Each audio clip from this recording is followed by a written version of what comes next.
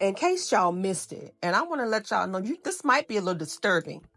So if you have a weak stomach for men verbally abusing women, then you might want to sit this one out. Now listen, in case y'all missed it, which I doubt because it's been circulating for all damn day and it hasn't stopped. The mess that's been going on with Funky Dineva, Tasha K, and Michelle ATLien Brown, honey, it got nasty. Now, Funky didn't just throw some shade. He dragged those ladies through the fucking mud, okay? He annihilated those ladies, especially Michelle. But here's the thing. In this situation, as far as the beef is concerned, everybody's hands are dirty. Okay, in my opinion. But Funky, in my opinion, you went a little too far. For me, it stopped being entertaining and it became downright just, ugh. I can't even find the words. That's how bad it was. Now, some people think he went too far, people like me. But then there's also an influx of people who said Michelle deserved it as well as Tasha K, and that it was totally justified. Now, Funky basically said that Michelle has been poking the bear far too long. And as for Tasha K, girl, what haven't you done? Not my words, but according to public opinion. Now, this isn't just some random read. This beef between Michelle and Funky has been simmering for years. A decade to be exact, which is what Funky said. And of course, Funky and Tasha K have their history of beef. Now, I'm all for the mess, some light shade being thrown, a little bit of tea being spilled. But this was a full-blown assassination. And I would have been more entertained had he had this energy for a man. I'm just saying. So I'm going to play this filth for just a few minutes now. I'm not playing 34 minutes of a dragging session on some women. No, we ain't doing that here. The truth is that Michelle Brown is sick in her head and she needs to be examined by a doctor. I have lived in Miami for 7 years, okay? I lived in Miami for 7 years. On top of the 7 years, me and Michelle Brown fell out 3 to 4 years before I even moved to Miami. That is 10 years. It's been a decade without me and Michelle Brown having any sort of contact, communication, whatever. And she still find it her business to sit up on her YouTube channel day in and day out and make it about me. If you go on that girl's YouTube channel right now and search Funky Dineva, 80% of her videos will be about me. So with that being said, who's winning? I won. I've been won. A decade in, and you still find it in your soul to be upset or throw shade or whatever it is you call yourself doing after a decade of somebody not paying you any attention, a decade, and you're still going. Get a step further. Here is why people like Michelle Brown do what they do. Because Michelle Brown has done a very good job of cultivating an audience of people who are similarly disenfranchised like her. They are people who are conventionally unattractive, who are miserable, who feels like the world has not given them everything they deserve. And they're also a very niche group of people. They're a group of people who feel like they get shitted on in life because they're a black woman. Michelle speaks very well to that group of women who are, oh, they hate black women. That's her tribe. And it's a bunch of bitter, unattractive, miserable people. Those are her tribe. And that is why Michelle is able to sit up over there and tell lies that people know are lies. And they just run with it. because you want to hate me so bad. And it's something about my light that bothers you so bad that you rather sit over there with her and hate. Again, my life is an open book. There is enough that you can read me about in my real life that you don't have to make up. Well, damn. How did Michelle's audience catch a stray? Now, I just wanted to pop in real quick to comment on this, and then I'll show the other clips. So, Funky seems to think that Michelle's audience is full of miserable, angry black women who feel like the world owes them something. Now, I like all three of them. I like Tasha K, I like Funky, and I like Michelle, but I don't overindulge in their content. Sometimes they all do a little too much, so I'll pop in here and there, but I don't overindulge. Funky Dineva has built his platform talking about people, dragging them, throwing shade, spilling tea, and that's what he does. And it's been entertaining for the most part, but sometimes it gets a little too much. So when he does it, it's just content creation. But when he's the topic of conversation, all of a sudden it's a problem. How does that work? He's talked negatively about kids on his platform, so has Tasha K.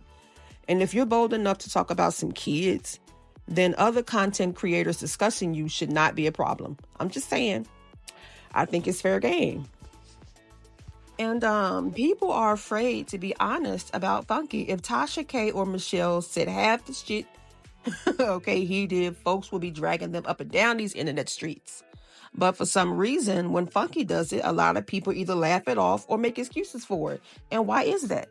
So I'm going to go ahead and play the rest of these clips. I would like to know what you guys think about this mess. Yeah, you big, fat, funky, frowsy bitch. And I'm going to do you one better. While we on the line, Oliver saw your ass at the Nene Leakes show. And he came back and reported that you still just as musty, still just as stink, and still just as funky as you was 10 years ago when me and you stopped talking, when me and you used to go to dinner and you smelt bad. Why you sitting up on your YouTube always talking about me, you fat, funky, fish-smelling, frowsy, fat bitch? You need to take your ass to the nearest Epsom salt factory and sign up for a customer appreciation tour. And you need to be somewhere talking about that. And you need to soak your big, fat, funky, frowsy, fish-smelling ass in a tub of apple cider vinegar. Michelle, undeniably, you sit on social media and make up stuff about me. You do. You stay talking about stuff that ain't got no relevance. Michelle, every single person, including Nene Leakes, talks about the way you smell. And it bothered me that a decade later, people are still talking about the way you smell. You have had to be stank for so long that you are nose blind to it. And here's the gag. Talking about her ain't even worth shit. The bitch scary as fuck. I'm back in the city. The bitch ain't gonna come outside. She ain't gonna come outside. She gonna sit back. She gonna go everywhere she know I'm not at. Because that's the type of scary bitch she is. And she gonna sit up and be stank somewhere. Like, well, damn, he sure as hell threw some people under the bus. Nene Leakes and Oliver, whoever that is, who's also said that, according to Funky, that Michelle has some BO. Now, Funky has every right to clap back if Michelle has been coming for him as often as he claims, but I don't think she's ever gone in on him like he just did her. And like I said earlier, I've always been a fan of Funky Dineva, but what made me pull back and eventually unsubscribe was the way he went in on Chloe Bailey a few years ago. It was so unwarranted. Like the way he dragged her, you would have sworn that she had did something personally to attack him. I mean, she was calling her fat, ugly, saying her music doesn't sell, she's not talented. It was disgusting. Even though he apologized, I don't think it was sincere. I think he apologized because he was getting a lot of backlash. But it was disgusting. And all that. Tasha K, you another one. You another one. I've tried to keep my peace with you. Okay? But Tasha K, I want you to know this, and you can put this on record, okay? You can put this on record. The next time I publicly see you, I am going to walk up to you and I'm going to slap the shit out of you. And then I'm already just throw my setup and be ready to fight your husband. And the sad part about it is I actually like your husband a lot. I have no problems with your husband. You, on the other hand, Tasha, you the same raggedy bitch that every time you see me in public, it never fails. Every time you see me in public, you run up in my face trying to be my friend. The last time it was at Spoons Them wedding. Back up before that, it was at Spoons Them dinner. I walked in, Tasha K and her husband was sitting at one end of the table. I went and sat down at the other end of the table. I said hello to everyone, including Tasha and her husband. I went and sat at the other end of the table. We get to the end of the dinner. Here come this bitch bringing a chair down from the other end of the table. She gonna come put a chair next to me, talking about, so funky, trying to talk to me. And I said to her, Tasha, I don't want to talk to you. I'm not interested in being friends with you. Tasha's response was, Funky Dineva, how can you say that? You don't know me on a personal level. And I said to her, and you've done enough for me to not want to know you on a personal level. I don't want to be your friend. And you sat at the end of that table all but begging me to try to be your friend. We let that ride. I told you, Tasha, I don't want nothing to do with you. Whenever I see you, though, we'll speak and it's cool. Industry courtesy. Ran into you at Spoon's wedding. She was the MC and the person with the mic, interviewing the people, asking them what they had on.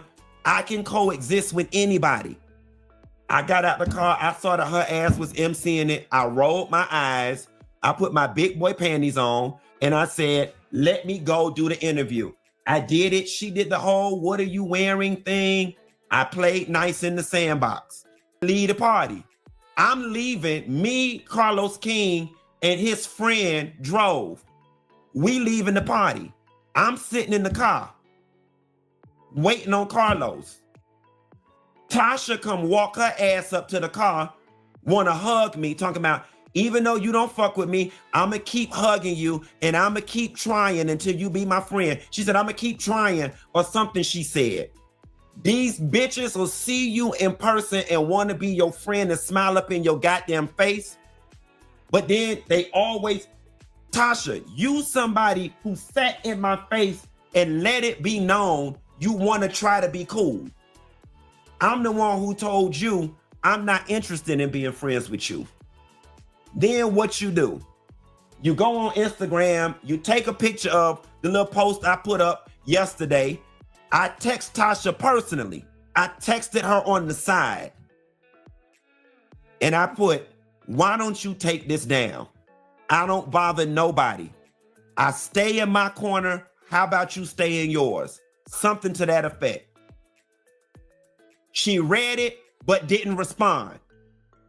But then went back on the post and gonna try to read the baseboard. Bitch, my house just got cleaned by my MF and housekeeper. Y'all seen James did it. My bathroom is distressed wood and chiplac. Okay, so that discoloration that you seeing, that is the natural color of the wood. She'll go on her post about, oh, my baseboards. That's the shit y'all do. You don't have to like me, okay? You don't have to like me. But y'all cannot say, what do I always say? I don't discuss other YouTubers. I don't discuss other bloggers. I don't bother nobody. I don't bother Michelle Brown. I don't bother Tasha K. I don't like this.